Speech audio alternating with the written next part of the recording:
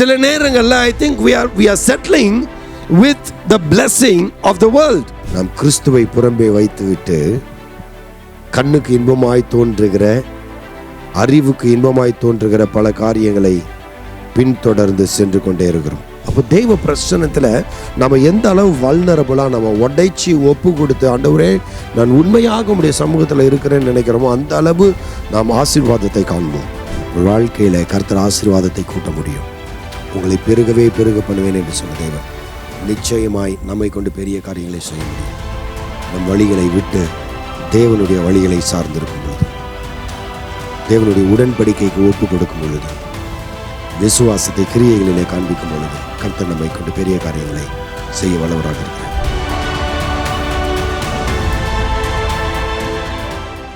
ஒரு ராஜா அன்னைக்கு அந்த ஊரில் இருக்கிற வறுமையை போக்குவதற்காக அல்லது தேவைகளை சந்திப்பதற்காக ஒரு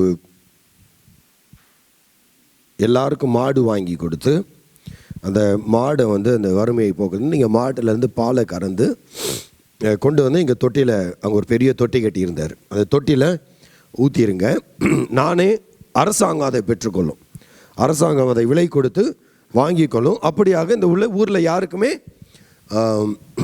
வேலை இல்லாத ஒரு நிலை வராது, எல்லாருக்கும் வேலை கிடைக்கும், இப்போ எல்லாரும் விருத்தி அடையலாம் என்று சொல்லி அவங்களோட பேசி அவர்களை சரி பண்ணிவிட்டு அந்த மாதிரி எல்லாருக்கும் மாடு வாங்கி கொடுத்தார். மாடு வாங்கி கொடுத்தவங்க எல்லாரும் சேர்ந்து பால் கறந்து அந்த தொட்டியில் கொண்டு வந்து ஊற்றுவாங்க. அப்போ அங்கே இருந்த ஒரு நபர் என்ன பண்ணுவார், அந்த பிரஜை பால் கறந்து நல்ல சுண்ட காய வச்சு அவர் குடிச்சிடுவார். பாலை கறக்க வேண்டியது, அவர் குடிச்சிட வேண்டியது, அதில் மற்ற என்னென்ன செய்ய முடியுமோ அதெல்லாம் செய்ய வேண்டியது.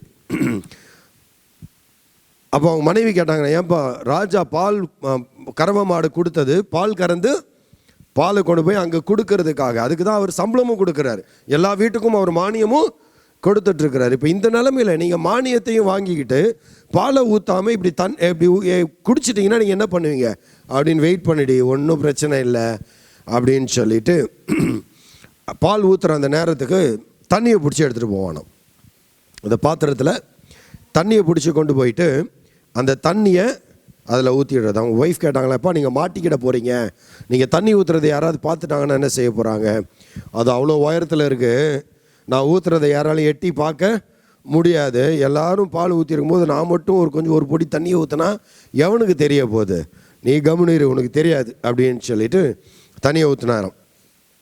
ராஜா அதை பார்க்க வருகிற ராஜா கோவம் வந்துடுச்சு. பார்த்தா அந்த தொட்டியை பார்த்து ரொம்ப கோவம் வந்துடுச்சு. என்னடா அப்படின்னு சொல்லி எல்லாரையும் கூப்பிட்டுருக்காரு, நாட்டு பிரஜைகள் எல்லாரையும் கூப்பிட்டு வச்சு கண்ணா பின்னான்னு திட்டுறாரு. என்னடான்னு பார்த்தா அந்த தொட்டியில் வெறும் தண்ணி தான் இருந்திருக்கு. ஏன்னா எல்லாரும் இதே மாதிரி கள்ளத்தனம் பண்ணி என்ன செய்திருக்கிறாங்க, பாலுக்கு பதிலாக தண்ணியை தான் ஊற்றிருக்கிறாங்க. சில நேரங்களில் நம்ம மேதைகளாக முயற்சி நினைப்போம், நம்ம we are intelligent, we are super intelligent, we can do this, we can do that அப்படின்னு சொல்லி நிறைய நேரத்தில் நம்ம என்ன செய்கிறது, சில முயற்சிகளை எடுக்கிறது உண்டு. இந்த முயற்சிகள் எல்லாமும் எல்லா நேரமும் என்ன செய்கிறதில்ல, வெற்றியை தருவதில்லை. இப்போ இதுங்க எங்கே சிக்கிக்கொள்வோன்னா, நாம் குறுக்கு வழியில் சிந்திக்கிறது போலவே மற்றவங்களும் குறுக்கு வழியில் சிந்திக்க ஆரம்பித்தாங்கன்னா நாம் மாட்டிக்கொள்வோம். ஸோ நேர் வழியாய் போகிறத விடுத்துட்டு சுய வழியை, யாரெல்லாம் சுய ஞானத்தை சுய அறிவை நம்ம சார்ந்து வாழ ஆரம்பிக்கிறோமோ அப்பொழுது எங்கேயாகிலும் ஒருக்க நம்ம என்ன செய்வோம், சிக்கிக்கொள்வோம். பெரிய மேதைகள் சில நேரங்களில் இப்படி அறிவு சார்ந்தவர்களாக நம்ம இருக்கும், அதெல்லாம் கேட்குறதுக்கு வேடிக்கையாக இருக்குது. ஆனால் இதை கொஞ்சம் உற்று நோக்குவோன்னா நம்ம தான் அந்த மாதிரி ஆளுங்களை தெரிவோம். சில நேரம் நம்மக்கிட்ட இந்த பழக்கம் இருக்கும் இல்லை, சில தவறான காரியங்கள் தவறான பாதைகளை போயிடுவோம். அதனால் ஆண்டவர் இன்றைக்கு நமக்கு கொடுக்குற வாக்கு தத்தம், உன்னை பெருக பண்ணுவேன், I'm going to increase you. Okay, ஒருவேளை இந்த இடத்துக்கு அது ரொம்ப பொருத்தமாக இருக்கும்னு நினைக்கிறேன். Multiply, God will increase to your efforts. God is saying, I'm going to increase you, I'm going to bless you.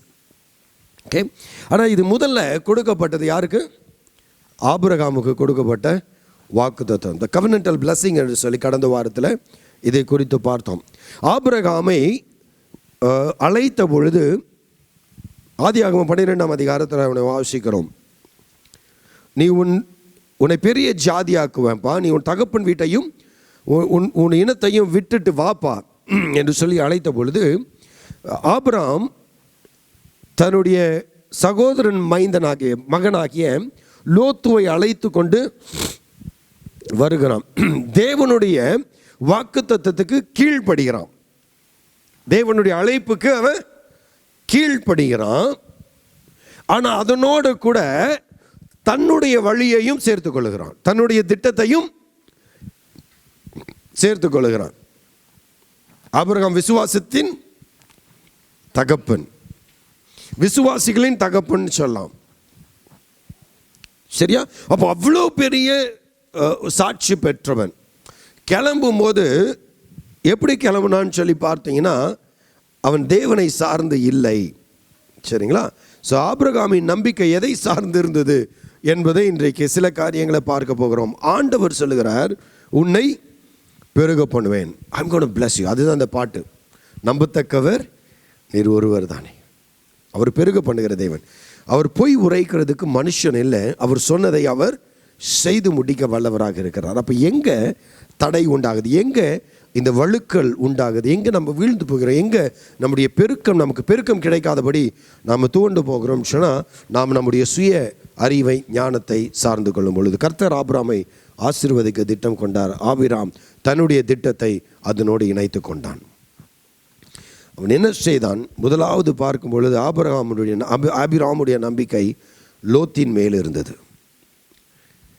Abraham தன் சந்ததி பெருகுவதற்கு, அவனுக்கு குழந்தை இல்லாததுனால அவன் தன்னுடைய சகோதரன் மகனாகிய லோத்து மேலே நம்பிக்கை வைத்திருந்தான். என்ன நடந்தது? லோத்து அவனோடு கூட சண்டை போட்டு கடந்து போயிட்டான், சரிங்களா? லோத்து அவன் பார்வைக்கு நலமானதை தெரிந்து கொண்டான். இதை ஆதியாகமம் 13ஆம் அதிகாரத்தில் வாசிக்கிறோம். ஆண்டவர் ஆபிரகாமை அழைத்தார், ஆபிரகாம் துணைக்கு இன்னொருவரை அழைத்தான். அந்த துணைக்கு வந்தவன் தொல்லையாக மாறி போனான். துணையாய் வந்தவன் தொல்லையாய் மாறி போனான். இப்போ ரெண்டு கூட்டத்துக்கும் சண்டை நடக்குது. ஆபிரகாமின் மேய்ப்பர்களுக்கும் லோத்தின் மந்தை மேய்ப்பர்களுக்கும் அங்கே இடம் சின்னதாக இருக்குது. இவர்கள் மந்தை ஆசீர்வதித்து கர்த்தர் இவர்களை செல்வத்திலே பெருக பண்ணி இருக்கிறார். இவனை பெரிய செல்வந்தனாக்கி இருக்கிறார். யார? ஆபிரகாமை பெரிய செல்வந்தனாக தேவன் மாற்றி இருக்கிறார். ஆனால் ஆண்டவருடைய அழைப்பு என்ன தெரியுமா? உன்னை பெரிய ஜாதியாக்குவேன்னு சொன்னார். Not just I'll make you rich, but I'll make you a great nation. நான் உன்னை பெரிய ஜாதியாக்குவேன், உன்னிடத்திலிருந்து ராஜாக்கள் வருவார்கள் என்று சொன்னார். அதுதான் ஆபிரகாமுக்கு கொடுக்கப்பட்ட ஆசீர்வாதம். ஆனால் ஒரு பகுதி அவனுக்கு கிடைச்சிருக்கு. அவன் என்ன ஆயிட்டான்? செல்வந்தன் ஆயிட்டான். இந்த செல்வம் அவனுக்கு பிரச்சனையாக மாறி போனது. சொத்து சேர்ந்த பிறகு அவனுக்கும் லோத்துக்கும் ஊடாக சண்டை நடக்குது. சில நேரங்களில் I think we are settling with the blessing of the world. இந்த உலகம் நமக்கு அருளி செய்கிற சில ஆசீர்வாதங்கள், ஆண்டவர் இந்த உலகத்தின் சில மேன்மைகளை நமக்கு தரும் பொழுது அந்த மேன்மைகள்ல நம்ம என்ன செய்கிறோம்? செட்டில் ஆகிடும். அது போதும் ஆண்டவரே நினைக்கிறோம். ஒரு நல்ல வேலை கிடைச்சிருச்சு, சூப்பர் சந்தோஷம். இன்னும் கொஞ்சம் பணம் சம்பாதிக்கிறதுக்கான ஆற்றல் கிடைச்சிருச்சு, நல்லா ஓகே சந்தோஷம். இல்லை பேர் கிடைச்சிருச்சு, புகழ் கிடைச்சிருச்சு, இது கிடைச்சிருச்சு, அது கிடைச்சி. We want to settle in that itself. We want to hold on to some of these temporal blessings. God gives you temporal blessings, but God's plan is eternal blessing. தேவன் அழியாத நித்திய சுதந்திரத்தை நமக்கு தரும்படியாக ஆசைக்கிறார். இங்கே ஆபிரகாம் அவனோடு கூட சேர்த்து கொண்டவன், அந்த சொத்து அவனுக்கு அதனால தான் சேர்ந்தது. ஆனால் அவன் ஆபிரகாமுடைய ஆட்களோடு கூட அவனுடைய ஆட்கள் சண்டை போடும் பொழுது அவன் ஆட்களை அவன் கண்டிக்காமல் அவர்களுக்கு சாதகமாக நிற்கிறான். கடைசியாக லோத்து சொல்கிறப்பா, நீ எங்கே போனாலும் அதுக்கு நேர் எதிர் திசையில் நான் கடந்து போவேன் என்று சொல்லி அவனோடு கூட பேசி சமாதானத்தை உண்டு பண்ணுகிறான். 13ஆம் அதிகாரம் 10ஆம் வசனத்தை நாம் வாசிக்கும் பொழுது இப்படியாக இருக்கிறது. அப்பொழுது லோத்து தன் கண்களை ஏறெடுத்து பார்த்து யோர்தான் நதிக்கு அருகான சமபூமி முழுவதும் நீர்வளம் பொருந்தினதாயிருக்க கண்டான். கர்த்தர் சோதோமையும் கொமோராவையும் அழிக்கும் முன்னே சோவாருக்கு போகும் வழி மட்டும் அது கர்த்தருடைய தோட்டத்தை போலவும் எகிப்து தேசத்தை போலவும் இருந்தது. Lot was attracted by the glory that he could see. லோத்தோட decision was by sight. அவன் பார்வையினாலே, அவன் எதை பார்த்தானோ அதனாலே தன் வாழ்வின் சுதந்திரத்தை தெரிந்து கொண்டான். He made a decision by sight, not by spirit, nor by faith. விசுவாசத்தினாலே அல்ல, ஆவியினாலே அல்ல, பார்த்ததினாலே அவன் பார்வைக்கு இன்பமாய் தோன்றினதை, அவன் பார்வைக்கு வளமாய் தோன்றின பகுதியை அவன் என்ன செய்தான்? தெரிந்து கொண்டான். அந்த பகுதி எப்படிப்பட்டதாக இருந்தது? அவன் அங்கே போய் தங்கிடுறான், அந்த சமபூமியில் போய் தங்குறான். அதே 13ஆம் அதிகாரம் 13ஆம் வசனம் சொல்லுது, சோதோமின் ஜனங்கள் பொல்லாதவர்களும் கர்த்தருக்கு முன்பாக மகா பாவிகளுமாயிருந்தார்கள். தூரத்தில் இருந்து பார்க்கும் பொழுது that land was fertile. அந்த தேசம், அந்த இடம் வனப்புள்ளதாக இருந்தது, தேவனுடைய தோட்டத்தை போல இருந்தது, எகிப்து தேசத்தை போல இருந்தது, செல்வம் மிகுந்ததாக இருந்தது, பாலும் தேனும் ஓடுகிற தேசத்தை போல இருந்தது. பார்ப்பதற்கு இவை அனைத்தும் ஆசீர்வாதமாய் தூரத்தில் இருந்து தெரிந்தது. கிட்ட போன அந்த மக்கள் எப்படிப்பட்டவங்களா இருந்தாங்க? பொல்லாதவர்களாக இருந்தார்கள். கர்த்தருக்கு முன்பாக மகா பாவிகளுடைய கூடாரத்தில் போய், பாவிகளுடைய ஸ்தலத்தில் போய் பார்வைக்கு இன்பமாக இருப்பதினாலே லோத்து தன்னுடைய கூடாரத்தை போட்டு அதன் விளைவாக அந்த பாவத்திற்கு தன் குடும்பத்தை பலியாக ஒப்பு கொடுத்தான். ஆபிரகாம் இடத்துல தேவன் ஒரு அழைப்பை கொடுத்தார், உன்னை பெரிய ஜாதியாக்குவேன் என்று சொல்லி அவன் லோத்தின் மேல் நம்பிக்கையை வைத்தான். லோத்து அவனை விட்டு விலகி போனது மாத்திரமல்ல, பாவ வழியை தெரிந்து கொண்டான். A lot of us today are like Lot. குமாரனாகிய கிறிஸ்து இயேசுவிலே நம்மை அழைக்கிறார். அவர் மூலமாக ஆசீர்வாதங்களை, மேன்மைகளை தருவேன் என்று சொல்லுகிறார். நாம் கிறிஸ்துவை புறம்பே வைத்துவிட்டு கண்ணுக்கு இன்பமாய் தோன்றுகிற, அறிவுக்கு இன்பமாய் தோன்றுகிற பல காரியங்களை பின்தொடர்ந்து சென்று கொண்டே இருக்கிறோம். How many of you, instead of following God's command, are looking at world's glamour?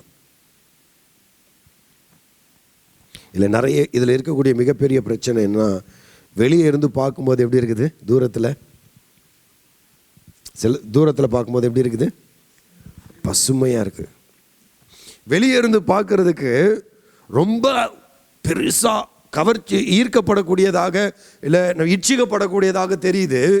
உள்ளே போனால் அங்கே ஆபத்துகள் நிறைய இருக்கு. வெற்றி பெற்ற ஒரு சிலரை பார்க்கிறோம், தோற்று போய் அதனால எல்லாவற்றையும் இழந்து தெருவில் வந்தவர்கள் எத்தனை பேர்கள்?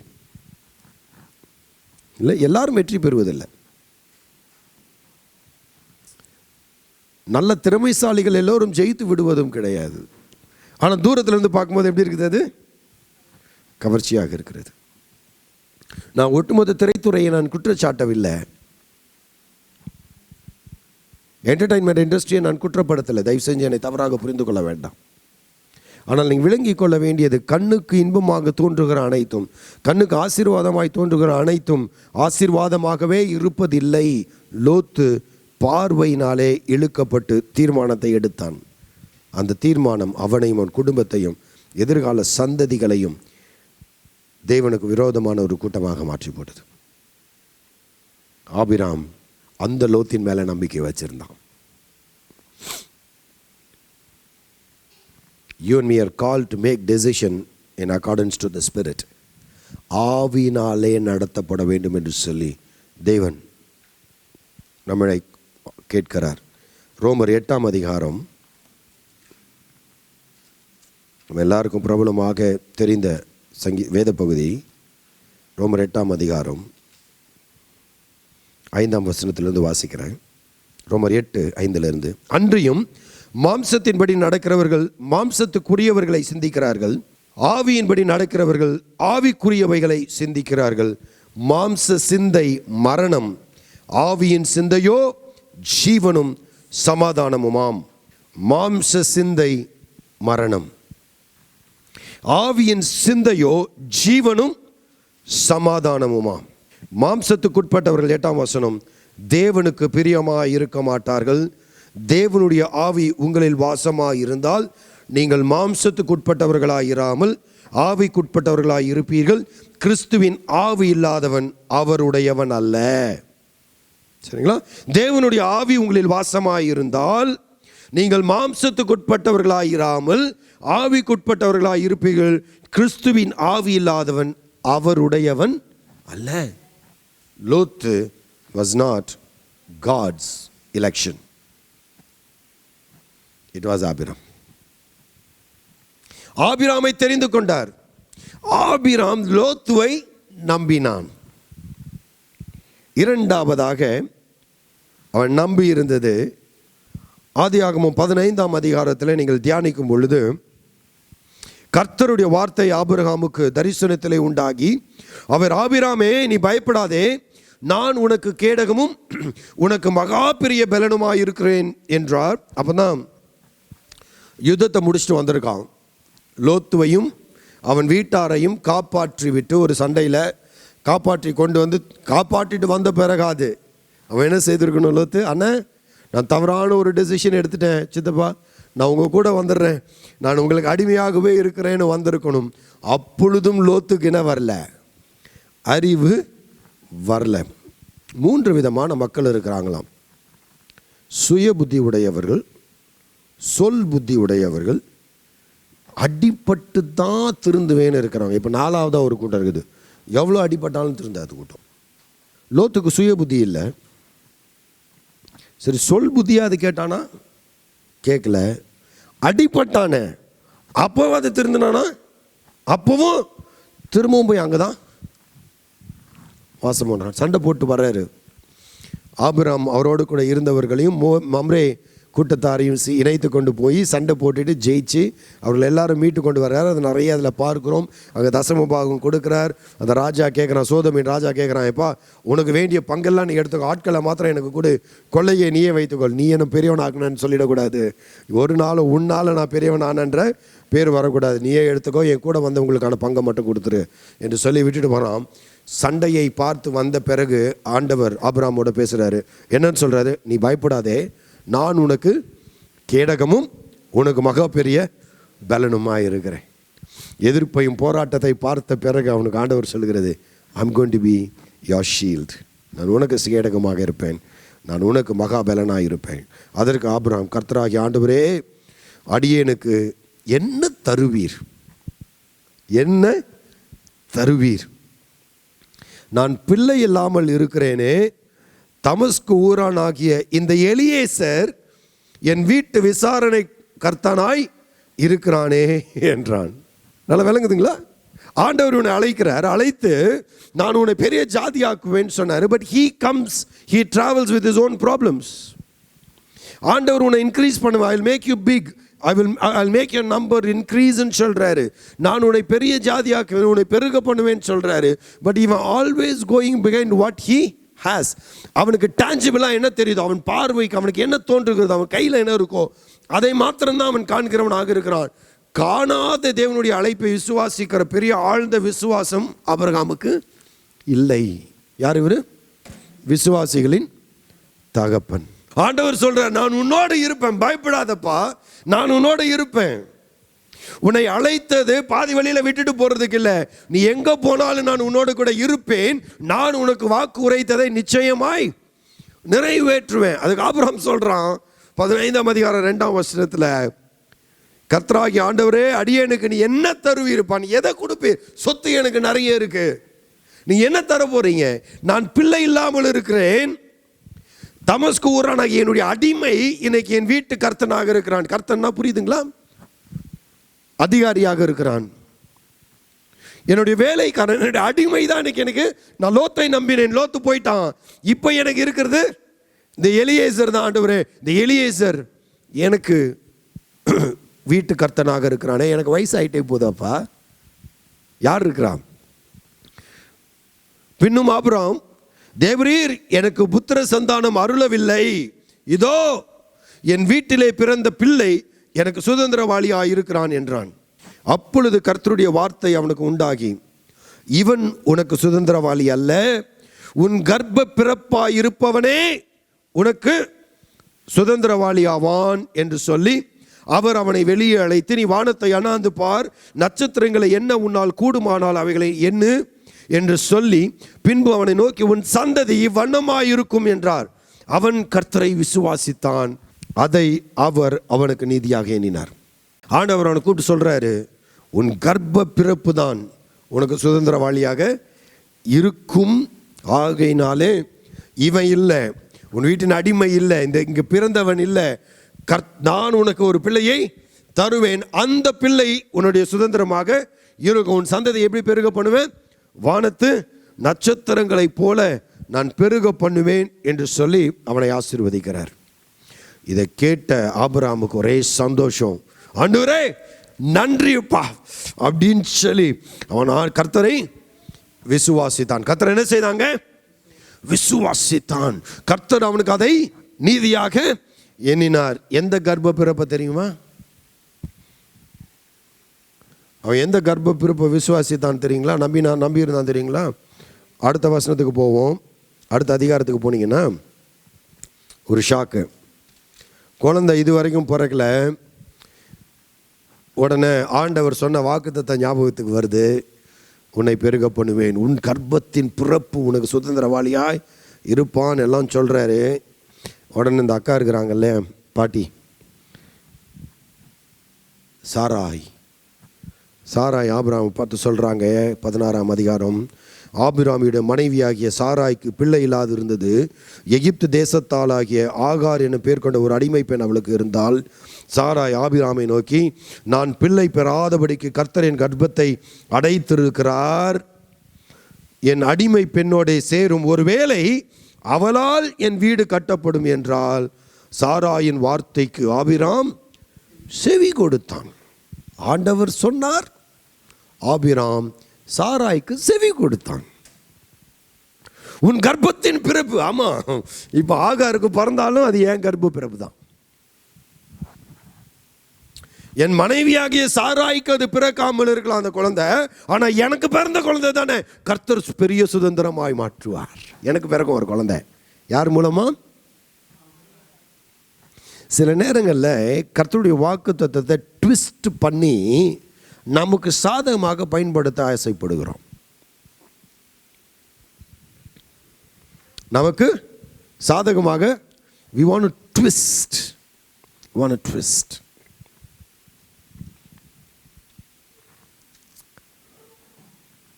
And we think that's right. ஆண்டவர் சொல்லிட்டாரு, அதனால இது நடக்கிறது ஆண்டவருடைய சித்தமாக இருக்குமோ? அப்போ ஆண்டவருடைய சித்தம் இல்லை, மனசுக்கு பிடிச்சிருக்கு. என்ன மனசுக்கு பிடிச்சிருக்கு? அநேக ஊழியர்களுடைய வாழ்க்கை தடம் புரண்டு போயிடுச்சு இந்த மாதிரி காரியத்தில். நல்ல ஊழியர்கள், சிறப்பாக ஊழியம் செய்தவர்கள், கர்த்தருடைய வார்த்தையை மிக தெளிவாய் போதிக்க வல்லவர்களாக இருந்தவர்கள், ஆனால் திருமண காரியத்தில் வரும்பொழுது தன்னுடைய துணையை தேர்ந்தெடுக்கிற காரியத்தில் இடறிறாங்க. இதுதான் பிடிச்சிருச்சு, மனசுக்கு பிடிச்சிருச்சு. பெரியவர்கள் வந்து கேட்குறாங்க, என்னப்பா இந்த பிள்ளையை பிடிச்சிருக்கேன்னு சொல்கிறியே, அந்த பிள்ளைக்கு ஊழிய வாஞ்ச இருக்கிற மாதிரி தெரியலையே, நீ எப்படி இந்த பிள்ளைகிட்ட போய், நீ ஒரு ஊழியக்காரன், இது பொருந்துமா? ஆண்டவர் என்கிட்ட பேசிட்டார். எல்லாருக்கும் ஒரு வசனம் வச்சுருப்போம். என்ன வச்சுருப்போம்? வசனம், மனைவியை கண்டடைகிறவன் கர்த்தரிடத்தில் இரக்கம் பெற்றான்.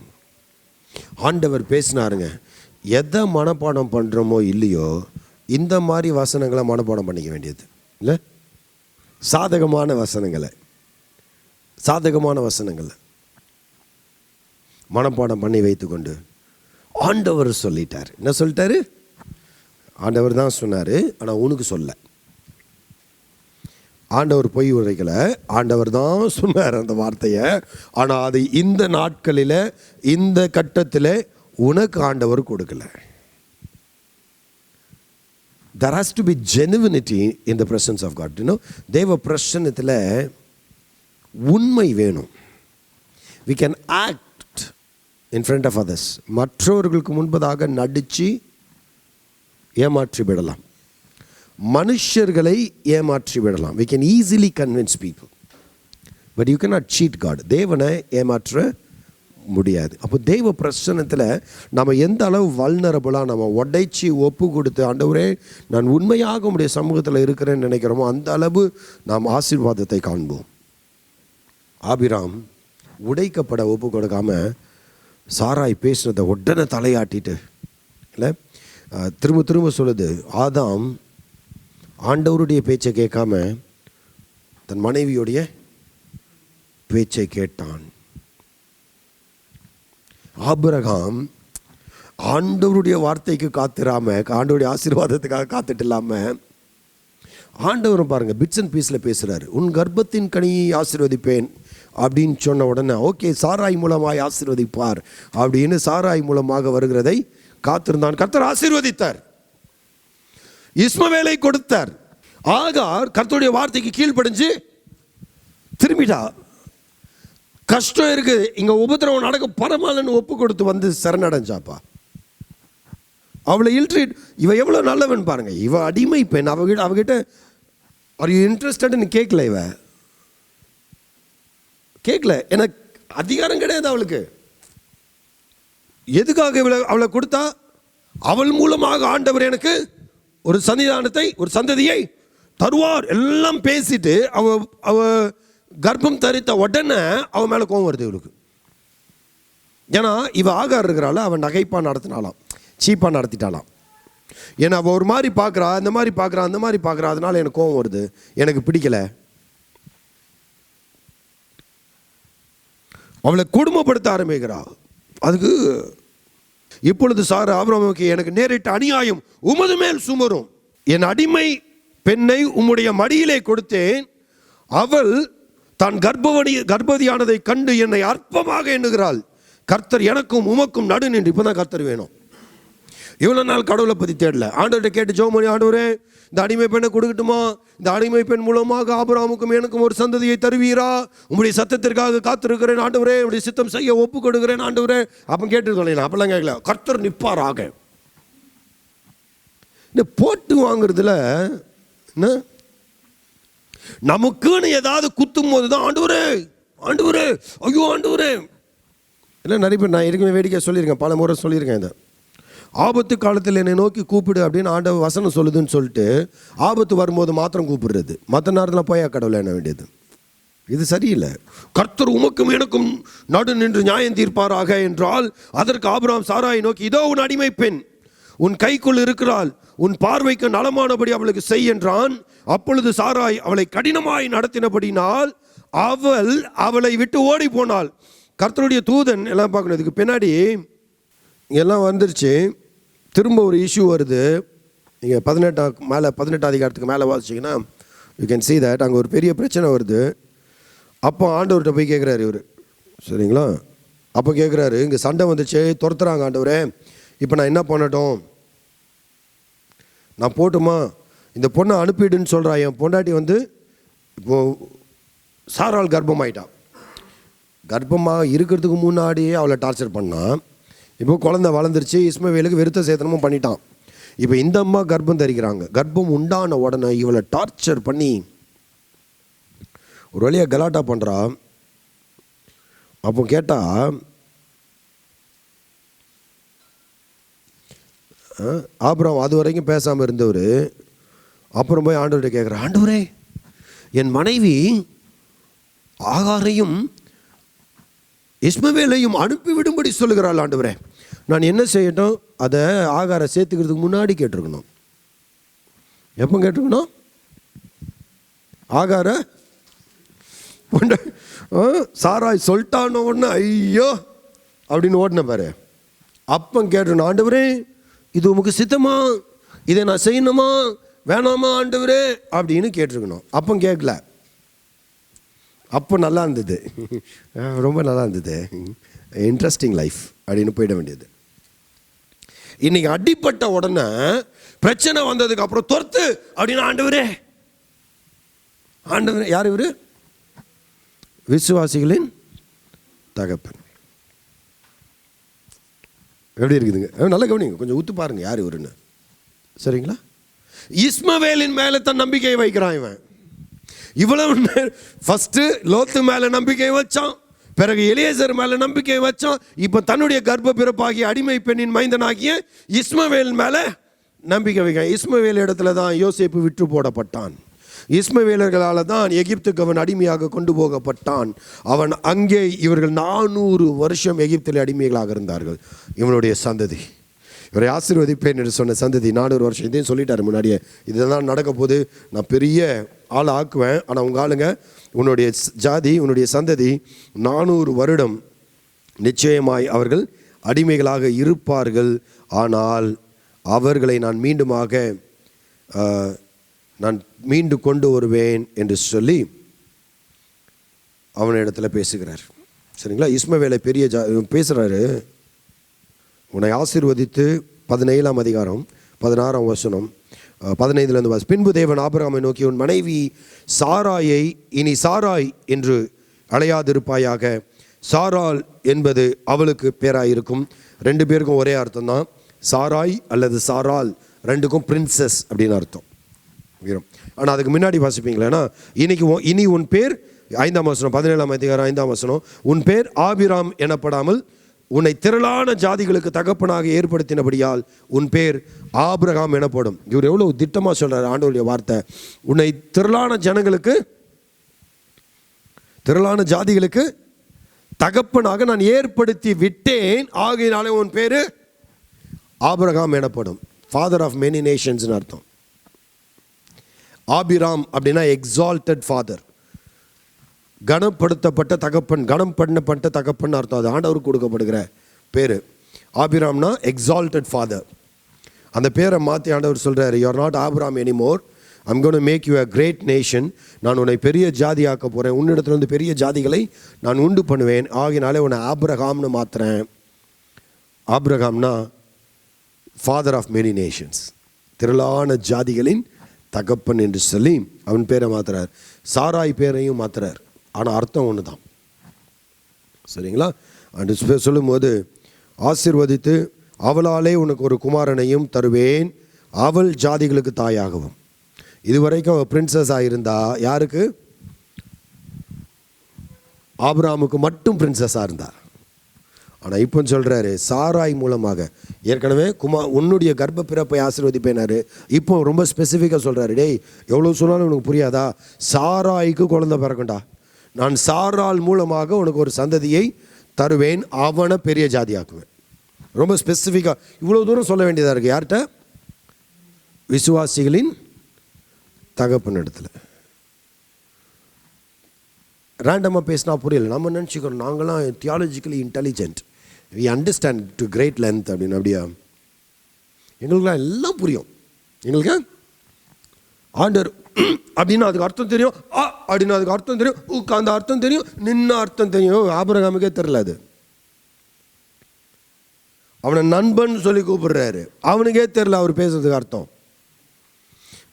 அவ்வளோ நெருங்கி ஆபிரகாம் தேவனோடு கூட சஞ்சரித்த தேவ மனிதனுக்கே சில நேரங்களில் ஆண்டவர் நடத்துகிற விதம் மிக தெளிவாய் புரியலை. இங்கே சாராய் குறித்து சொல்கிறாரு. சொன்ன உடனே 17ஆம் வசனத்தில், அப்பொழுது ஆபிரகாம் முகம் குப்புற விழுந்து, 17ஆம் அதிகாரம் 17ஆம் வசனம், முகம் குப்புற விழுந்து நகைத்து. சொல்கிறாங்க அவன் அவிசுவாசம் இல்லாமலாம் நகைக்கல, அவிசுவாசத்துல எல்லாம் நகைக்கல, ஆண்டவர் செய்ய போகிறத நினைத்து நகைத்தான்லாம் சிலர் பேசிடுறாங்க. இல்லை, நீங்கள் ஒழுங்காக அந்த வசனத்தை வாசிங்க. அப்பொழுது ஆபிரகாம் முகங்குப்புற விழுந்து நகைத்துனா தெரியுதா? நான் சாராய்க்கு ஒரு குமாரனை, அவளாலே உனக்கு ஒரு குமாரனையும் தருவேன், அவள் ஜாதிகளுக்கு தாயாகவும் அவளாலே ஜாதிகளின் ராஜாக்கள் உண்டாகவும் அவளை ஆசீர்வதிப்பேன் என்றார். கேட்டவன முகங்குப்புற விழுந்து சிரிக்கிறான். என்ன சொல்லி சிரிச்சான் தெரியுமா மனசுக்குள்ள? 100 வயதானவனுக்கு பிள்ளை பிறக்குமோ, 90 வயதான சாரால் பிள்ளை பெறுவாளோ என்று தன் இருதயத்திலே சொல்லிக்கொண்டு, இஸ்மவேல் உமக்கு முன்பாக பிழைப்பானாக என்று ஆபிரகாம் தேவனிடத்தில் விண்ணப்பம் பண்ணினான். அவன் சொல்கிறான், சாராய்க்கு நீங்கள் கொடுக்குறதெல்லாம் அப்புறம் இருக்கட்டும், 90 வயசு ஆயிடுச்சு அவளுக்கு, எனக்கு 100 வயசு ஆயிடுச்சு ஆண்டவரே, நடக்கிற விஷயமா ஏதாவது பேசு. என்ன பேசு? நடக்கிற விஷயமா ஏதாவது பேசு. இஸ்மவேல் உமக்கு முன்பாக இருக்கிறான் ஆண்டவரே, அவனை ஆசீர்வதியும், அவனை பெரிய ஜாதி ஆக்குங்க என்று சொல்லி ஆபிரகாம் இடத்துல தேவனிடத்தில் கேட்கிறான்.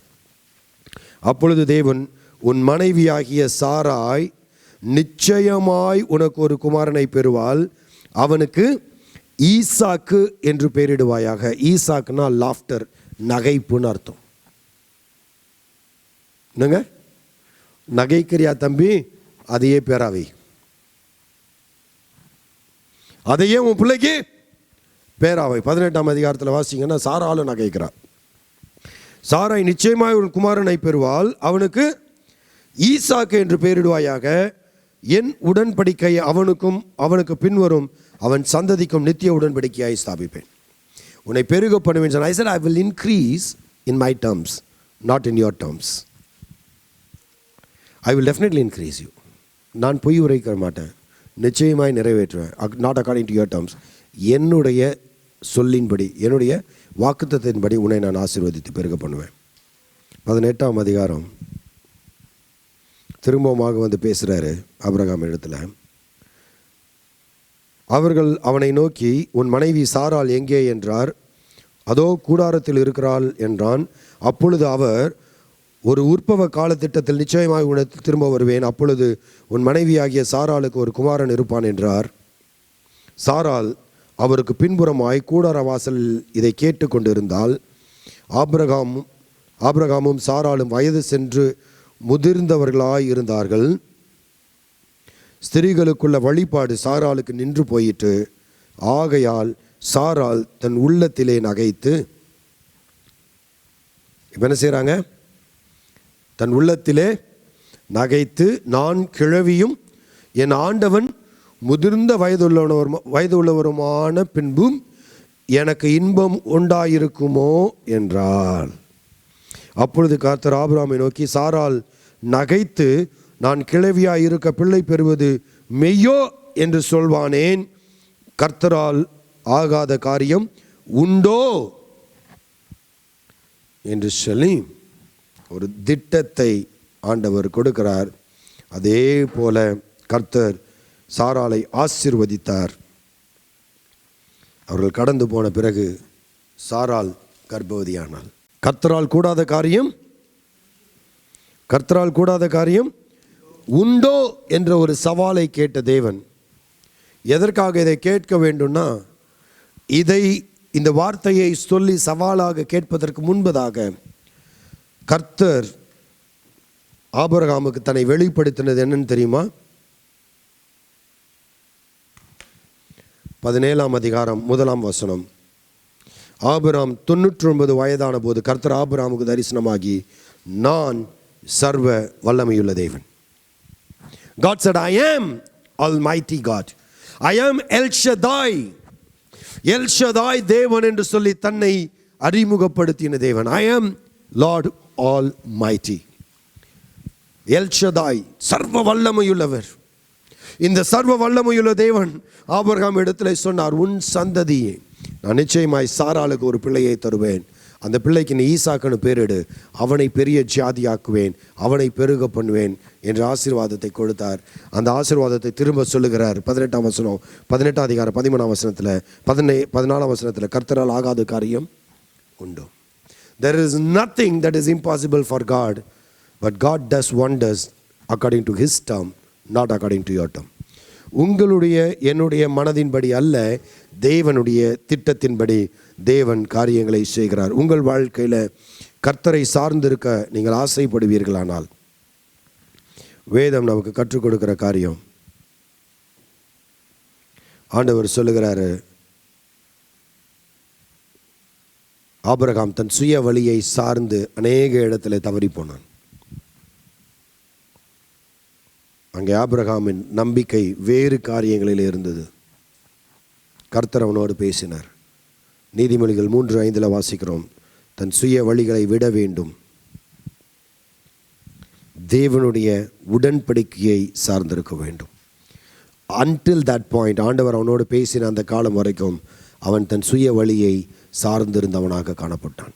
தன் சுய அறிவின்படி செயல்பட்டவனாக காணப்பட்டான். தேவனுடைய ஆசீர்வாதத்தை பெற்றுக்கொள்வதற்கு தன்னை தான் சார்ந்து கொண்டு, தன்னுடைய அறிவை சார்ந்து கொண்டு, தன்னை சுற்றி இருக்கிறவர்களுடைய ஆலோசனையை சார்ந்து கொண்டவனாக அங்கே ஆபிரகாம் காணப்பட்டான்.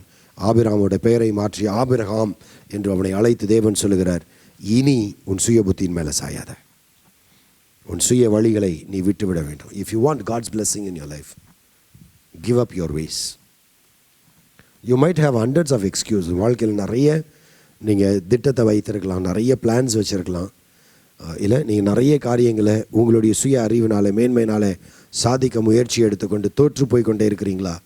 ஆண்டவர் உங்களுக்கு சொல்கிறாரு, உன் வழி என் வழி அல்ல, உன் யோசனை என் யோசனை அல்ல, உன் திட்டம் என் திட்டம் அல்ல, என்னுடைய திட்டம் என்னுடைய யோசனை மகா பெரியதாக இருக்கிறது. கம் டு மீ, என்னிடத்தில் வா, என் வழியை அறிந்து கொள், நான் உன்னை பெரிய ஜாதியாக்குவேன். தேவனுடைய உடன்படிக்கையை சார்ந்திருக்க வேண்டும். விருத்த சேதன உடன்படிக்கையை ஆபிரகாமுக்கு கொடுக்கிறார். விருத்த சேதனம் என்பது அந்த காலகட்டத்தில் இல்லாத புதிய விஷயத்தை ஆண்டவர் அங்கே சொல்லலை. மத்திய தரைக்கடல் பகுதிகளை அவர்கள் அதை செய்து கொண்டு தான் இருந்தார்கள். விருத்த சேதனம் என்பது ஒரு கலாச்சாரமாக அங்கே இருந்தது. ஆனால் அது உடன்படிக்கையின் அடையாளமாக யாருக்குமே இல்லை. ஆபிரகாமுக்கு அதை உடன்படிக்கையின் அடையாளமாக தேவன் தந்தார். சொன்னார், என்னுடைய உடன்படிக்கையை சார்ந்து கொள், இந்த உடன்படிக்கையின் அடையாளத்தை நீ தரித்துக்கொள், கீழ்ப்படி, நான் உன்னை பெரிய ஜாதியாக்குவேன். விசுவாசித்தான், 15 அதிகாரத்தில் வாச்சோம், விசுவாசித்தான், அவனுக்கு நீதியாக எண்ணப்பட்டது. அப்பப்போ விசுவாசத்தில் தடுமாற்றம் ஏற்பட்டது, ஆனால் கர்த்தர் அவனை கைவிடலை. அழைத்தவர் உண்மையுள்ளவர், அவர் அப்படியே செய்வார். அவர் உண்மையாய் அவனை நிறைவேற்ற அவனோடு கூட அவர் உண்மையுள்ளவராக இருந்தார். அவர் ஆபிரகாம் இடத்துல எதிர்பார்த்தது, அவன் சுய வழிகளை விட வேண்டும், உடன்படிக்கையை சார்ந்திருக்க வேண்டும், விசுவாசித்து கீழ்ப்படிய வேண்டும். நீதிமொழிகள் 3 அதிகாரம் 5-10 வசனங்கள் எப்படியாக வாசிக்கிறோம்.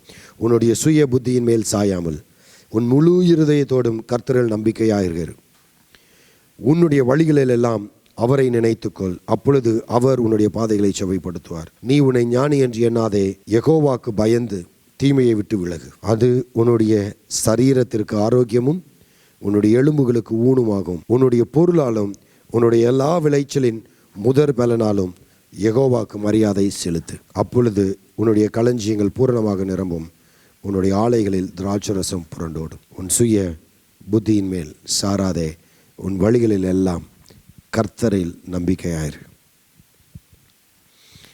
உன் முழு இருதயத்தோடு அவள் நம்பிக்கையாயிருந்து கர்த்தரை நினைத்துக்கொள், அப்பொழுது அவர் உன் பாதைகளை செவைப்படுத்துவார்.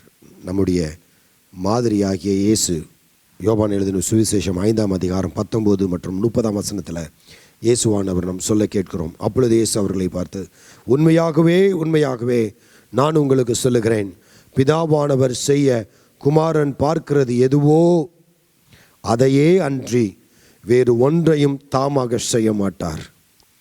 அவர் எவைகளை செய்கிறாரோ அவைகளையே குமாரனும் அந்தபடியே செய்கிறார். தேவனுடைய சொரூபமான கர்த்தராகிய இயேசு கிறிஸ்து தன்னுடைய சுய சித்தத்தின்படி செய்யாதபடிக்கு நம்முடைய மாதிரியாகிய கர்த்தராகிய இயேசு கிறிஸ்து இந்த உலகத்திலே வாழ்ந்த காலத்தில் நாம் பார்க்கிறோம், பிதா செய்கிறதை எதுவோ, பிதாவானவர் செய்ய குமாரன் பார்க்கிறது எதுவோ அதை மாத்திரமே குமாரன் செய்கிறார். There was complete subjection to the will of the Father. பிதாவினுடைய சித்தத்திற்கு குமாரனாகிய கிறிஸ்து இயேசு முழுமையாக ஒப்பு கொடுத்திருந்தார். 30 வசனம், நான் தானாக ஒன்றும் செய்கிறதில்லை, நான் கேட்கிறபடியே நியாயம் தீர்க்கிறேன், எனக்கு விருப்பமானதை நான் தேடாமல். Even Jesus did not follow the desire of his own heart. எனக்கு விருப்பமானதை நான் தேடாமல் என்னை அனுப்பின பிதாவுக்கு விருப்பமானதையே நான் தேடுகிறபடியால் என் தீர்ப்பு நீதியாக இருக்கிறது. If Jesus the only begotten Sun, ஒரே பேரான குமாரன், தன்னுடைய சித்தத்தின்படி செய்யாமல் தேவனுடைய சித்தத்தை நிறைவேற்ற தன்னை ஒப்பு கொடுத்திருக்கிறார் என்று சொன்னால், நாம் மாதிரியாக எடுத்துக்கொள்ள வேண்டியது கர்த்தராகிய இயேசு கிறிஸ்துவை. ஆபிரகாமை இல்லை, தன் சுய வழிகளை சார்ந்து கொண்டிருந்த ஆபிரகாமை அல்ல, தன் வழிகளை விட்டு கிறிஸ்துவுக்கு, தேவனுக்கு தன்னை ஒப்பு கொடுத்த கர்த்தராகிய இயேசு கிறிஸ்துவை நாம் சார்ந்திருப்போம் என்று சொன்னால், கர்த்தர் நம்மை பெருக பண்ணுவார். 3 காரியம். சுய வழிகளை விட வேண்டும். These are sinful ways. தேவனுக்கு பிரியமில்லாத காரியங்கள், பாவமான காரியம். we have to give away those things. அதை விட வேண்டும். தேவனுடைய உடன்படிக்கை, கர்த்தர் நமக்கு செய்த கிறிஸ்து இயேசுவின் மூலமாக புதிய உடன்படிக்கையை உங்களுக்கும் எனக்கும் ஏற்படுத்தி இருக்கிறார். இன்றைக்கு விருத்த சேதன உடன்படிக்கை இல்லை, குமாரனாகிய கிறிஸ்து இயேசுவிலே புதிய உடன்படிக்கையை, அன்பின் உடன்படிக்கையை உங்களுக்கும் எனக்கும் தேவன் ஏற்படுத்தி இருக்கிறார். அதை நாம் சார்ந்திருக்க வேண்டும். விசுவாசம் நல்லதுதான், கிரியைகளற்ற விசுவாசம் செத்ததையா இருக்கும். விசுவாசிப்பது நல்லதுதான், கிரியைகளற்ற விசுவாசம் செத்ததாக இருக்கும். நீங்கள் விசுவாசிக்கிறேன் என்று சொல்லி கிரியையிலே காண்பிக்காதவர்களாக இருந்தீர்களானால் உங்கள் விசுவாசம் செத்ததாக இருக்கும்.